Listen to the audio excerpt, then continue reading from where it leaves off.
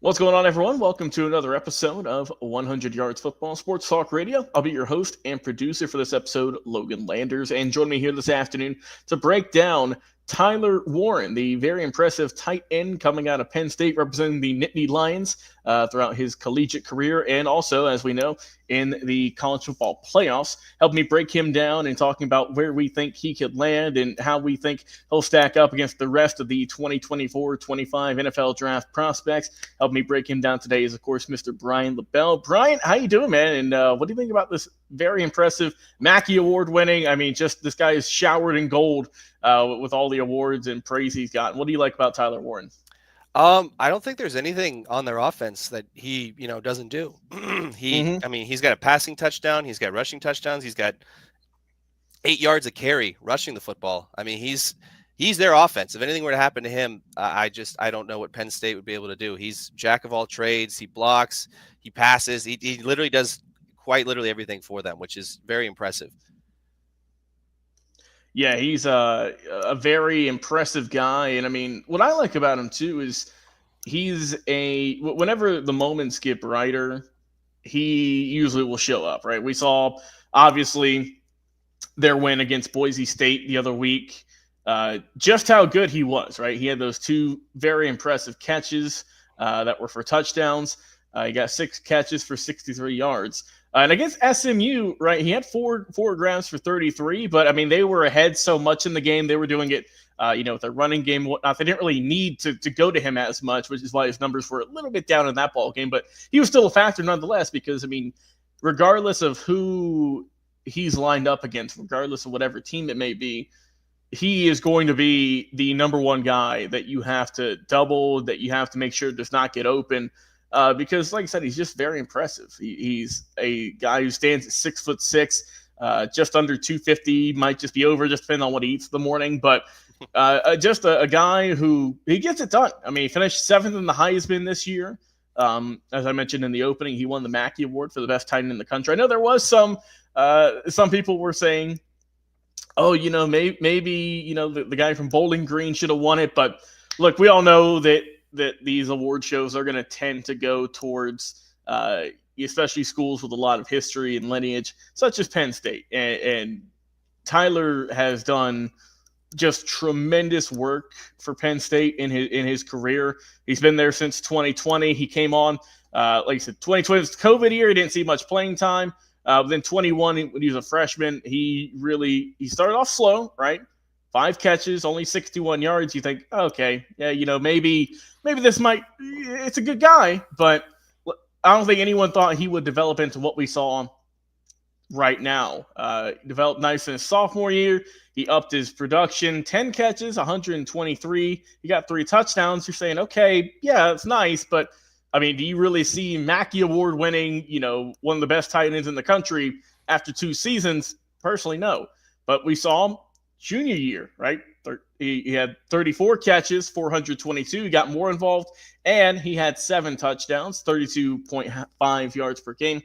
But this is his breakout year. Honestly, he waited till the very end to get things rolling here. Where, of course, in the season so far, he's got 98 catches, 1,158 total yards, averages 11 yards per catch, close to 12, and he's got 8 touchdowns. So I mean, he's basically doubled, feels like everything in this last season. So I mean, what do you think was going through James Franklin's mind whenever they said, okay, we're not utilizing this guy, but let's get to him this year? What do you think the process was behind that? Because I mean, look, Penn State, they were a good program, but I mean, with him on the offense, they've taken it to new heights. The common consensus is you really don't get a lot of wide receivers from Penn State, especially the way they play football. When you play up in the Northeast, a lot of smash mouth, control the clock, especially because they don't really have as much talent as Ohio State and Michigan, more than likely. So their game plan is, hey, we can't turn the ball over. We got to run the ball effectively. We got to chew up clock, and we got to be efficient. And I don't know how you keep him on the bench knowing that for, as long as he did. Because I mean, hey, he's, 6'6", I think his 40 to his sub 4.5 40 as well. I mean, he realistically, because he's taken snaps at running back because they've given him the football, and in 21, he had 2 rushing touchdowns as well. Yeah. He was their short yardage guy. Hey, we're getting to in the red zone, down inside the 5-yard line. We're going to give him the ball. I think maybe it took him some time to develop in the passing game. Maybe he wasn't as good there as they would have liked. Maybe crisper route running, maybe more efficient with his hands and his footwork. But I mean, if that was the case, it worked perfectly because they're a game from the national championship and he's probably the best player on the roster. And I mean, it, credit to Franklin. He took a lot of heat, a lot of stuff that's happened over the last couple of years. But as far as development of this guy, and credit to Warren too for not transferring out, for staying with it. You know, maybe he could have gone somewhere else, gone to a smaller school, gotten his numbers up, but he stuck it out, and it's going to pay dividends, I think, for him. Yeah, I just want to highlight some comments we got here on YouTube saying that Warren, he is, I mean, he also is elusive, like you've been Yeah. saying, Brian. It's the fact that they're lining him up to run some plays. Yeah. Shows his versatility. Wouldn't be surprised if he gets drafted as a late first round pick. I mean, that's for sure. Then also, too, a good point here saying he's got to give credit to Andy Kolenecki. He's one of the best OCs in the nation. I mean, that I think really that's what's happened is they've seen how versatile he can be and the impacts he can make. I mean, he, like I said, he's already got the height and weight, 6'6", 250, 260, just kind of depends on where you look. But he's got really good speed for a guy his size, right? He's got that good burst that you want, especially once he gets the ball. If he gets running upfield, it's pretty much over, right? He can take it to the house if need be. I mean, you see the photo here. I mean, he's just stiff arming a poor defender from UCLA into the ground. Yeah. So, I mean, he's got really good strength also. But what are some things that you think he can improve on? Look, I get he's the best tight end in the nation, but no one's a perfect player. So what are some things that I wouldn't say weaknesses, but some areas to his game that he can improve and get even better with as he heads into the NFL here in a couple of weeks? More than likely, I'm going to use Charlie Warner as an example. And you get some of these guys I know that are the Falcons end up paying him. I think it was a 2-year deal. I think it was close to $5 million. Yes. When you have a guy like Kyle Pitts who can't block, and you have to go out and you have to add a guy that can come in goal line situations, not only that, but you have to kind of maneuver who you have on the field and who you don't as far as personnel. I think Tyler's pretty good at that. Watching some of the playoff football and watching some of the games, the bigger games they played this year in the Big Ten, I think the run blocking can improve a little bit. Not a ton, but a little bit. There were a couple instances in the game they had last week where I was like, man, if he could seal the edge there, if he can wash the defensive end there, maybe you break that a little bit more. But other than that, I don't really have much to critique him because he can line up anywhere on the field. I mean, they put him at quarterback. He had 6 passes this year. They have him at running back. They'll give him the football. He can do anything. They can put him in the slot. They can put him wide. They can put him with his hand in the dirt. More than likely, though, it's just going to be because the intangibles are there, the speed is there, the size is there. It's probably just going to be blocking is what teams are going to be looking for. Yeah, and I mean, when you look at Tyler, I mean, look, coming out of high school, he wasn't even a tight end. He was a quarterback. Yeah. So, I mean, he's still relatively new to the position since he's got to Penn State when they transitioned him into a tight end. So, I mean, he's still, in a way, learning the job. But I'm with you. I think that as long as the vertical threat, as long as the pass catching ability is still there, I think that he can get over the fact that maybe his blocking isn't, going to be elite maybe. I mean, we see a bunch of guys in the league who are tremendous pass catchers, but maybe aren't the best blockers. But you kind of look the other way because, hey, they're getting you, 5-10 catches a game for a touchdown and 100+ yards. So that just might be how it goes. But I mean, I think that his route running can, like I said, can be a little bit crisper, can be a little bit sharper, but he knows the field, right? As a forward quarterback, he's got eyes, so he can tell where the defenses are a little bit better than some other tight ends in the college ranks right now because he has that advantage. He can tell, he can read defenses a little bit better. So he's really got that really solid football IQ that you kind of covet as a guy coming out of college and going into the league. So, I mean, this is a really good player, honestly. This is a guy who, whenever you draft him, I think is going to be a starter day one, depending on where he goes, right? If he goes to a higher ranking team, someone that already has a coveted tight end, then I think that he might not get as many snaps in year one, but I think that he could be kind of like a two-headed monster with whoever it may be, right? We'll just say like a Mark Andrews or a Travis Kelce. We'll just throw those out there, right? That, yeah, those guys are the number one option, but they are getting a little bit older. But you've got the young gun right here, right? You've got the really solid player who, like I said, really good height and weight already. He doesn't need to put on any muscle, really. He's stout. And the height's also a great blessing for him to have. But do you have a team in mind or teams maybe that you think Tyler could fit in with? I know I threw in the Chiefs and Ravens just cause, but do you think that there's any team right now who is just kind of, clamoring for a guy like Tyler Warren? Well, I think the two teams you just mentioned would be a nightmare scenario for a lot of everyone else in the league, kind of a rich get richer scenario. But like you said, that he could be a tight end too to start out. He doesn't have to come out and light the world on fire. When Andrews got hurt and Isaiah Likely was there to pick up the slack, the Ravens offense didn't really miss a beat there for a second. And it's kind of nice if you're a team that can, hey, we can reach this guy, late first round, which I think a lot of people have him as a draft grade right now. Hey, we got our defense figured out. We got our quarterback situation figured out. Maybe we can give, Tyler Warren a shot to come in and just see what happens. The rich get richer. But I know there's going to be a lot of teams with some quarterback shuffling, some young quarterbacks next year. I wouldn't be surprised to see a team maybe like New York if they do go like Shedeur Sanders and then they say, hey, we need to maybe get him a tight end, someone to pair with Malik Neighbors, take some pressure off of him. Maybe you get him early day 2. I don't know if he'll still be there early in the second round. Maybe you trade back up.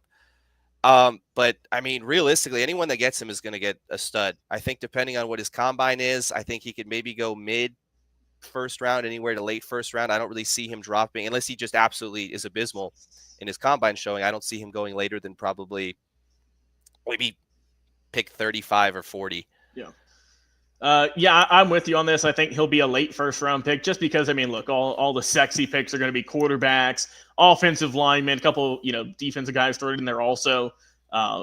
But I mean, this is a very good talent. So I'm with you in that, Brian. I think he'll go, if not late first round, then definitely early second round. I don't see him dropping just based off of the stuff we've seen on the field.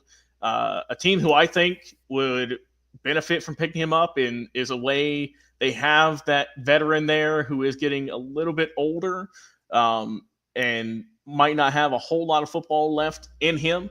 And honestly, that's out there in Philadelphia. Dallas Goedert, he's 30, right? Which, look, he's 30. Production might dip a little bit as he gets a little bit older. But, I mean, that's a set you could run. You could run 2 tight end sets with both of them. And, I mean, look, they're already first in their division, right? They've only lost 2 games this season. So, I mean, they're going to get a relatively higher pick in the 2025 draft. So, I mean, he could be right there just waiting to go over there to Philly. Some other teams who need some help, right? We've talked off air about the Chicago Bears, but honestly, I think that they might. I don't think he'll be there by the time the Bears team pick because obviously they should go O-line for the love of God. They need to protect Caleb Williams more than anything.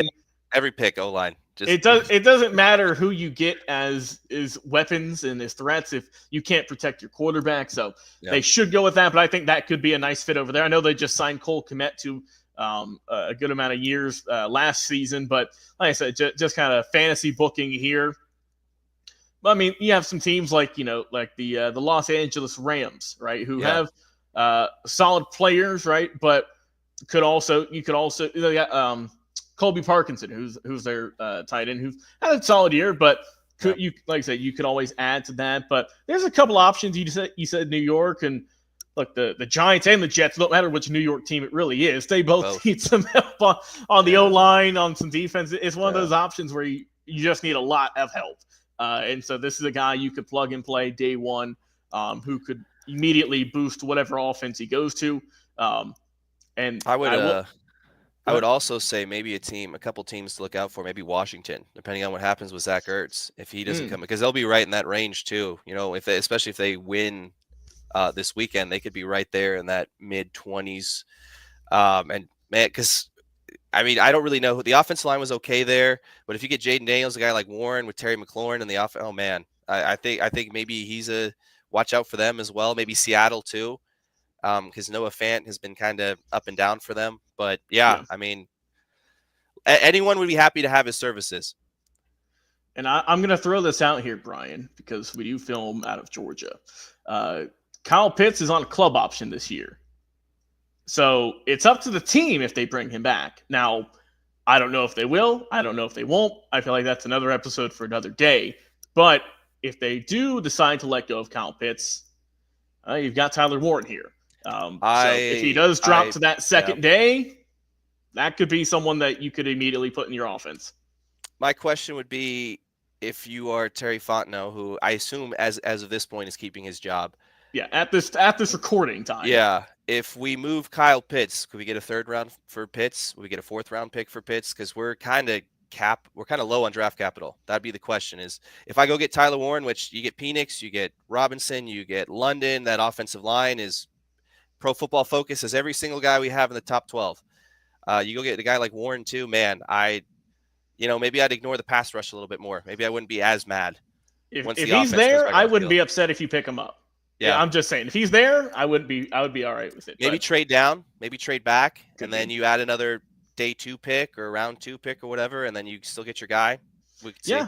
I mean, there's a lot of options, and I mean, look, I know everyone's talking about the really solid quarterbacks in the draft, the talented receivers in terms of wide receivers, but I mean, this is one of the best players in the country, let alone tight end. So we see him play a little bit longer. We'll see if it's going to be for 1 or 2 more games at Penn State, and then that'll wrap it up. Then he'll be going to the pros, and I think whoever picks up Tyler Warren is going to get a tremendous football player who's insanely gifted, has great athleticism for a guy his size, and could be someone like we just saw this past year, like a Brock Bowers, who gets drafted in the 1st round. I know Brock was drafted higher, but someone who makes an immediate impact and sets rookie records in year 1. I think that he has that potential, depending on, like I said, it's all about where you go and who's throwing you the football. Those are the main 2 things. So we'll see what circumstance and what situation, what team he goes to in 2025. But for now, we're going to sit back, enjoy him, watching him play a couple more football games, at least 1 more, and then go from there. But Brian, any final thoughts you have on Tyler Warren before we wrap things up today? If he's there, Falcons, make the call. If he's there and it works out, make the call. I wouldn't be mad. Send that piece of paper in to the commission, and we'll call it a day. But absolutely, we'll see what happens. But regardless, I think Tyler Warren's going to light the league on fire like he's done in his last year of college. I think that could be why he might dip to day 2. Honestly, though, Brian, it's because this is only 1 season that he's had this type of production. So I think a lot of scouts might be saying, oh, it could be a 1-season wonder. It might just be the system he's in and not the player. I don't know. But from what I've seen in this senior year, I've been impressed with, and I think that will continue in the NFL. So we'll see where Tyler Warren goes. Well, hey, for my co-host today, Brian LaBelle, I've been your host and producer, Logan Landers. Guys, if you enjoyed the episode, like, follow, share, and subscribe on our main 2 streaming platforms, Facebook and YouTube. Also go and download our podcast, available every single day as well, thanks to the Believe Podcast Network, available on Spotify, Apple Podcasts, or wherever it is you enjoy your shows. Once again, for Brian LaBelle, I've been your host and producer, Logan Landers. We'll talk to you guys again real shortly in another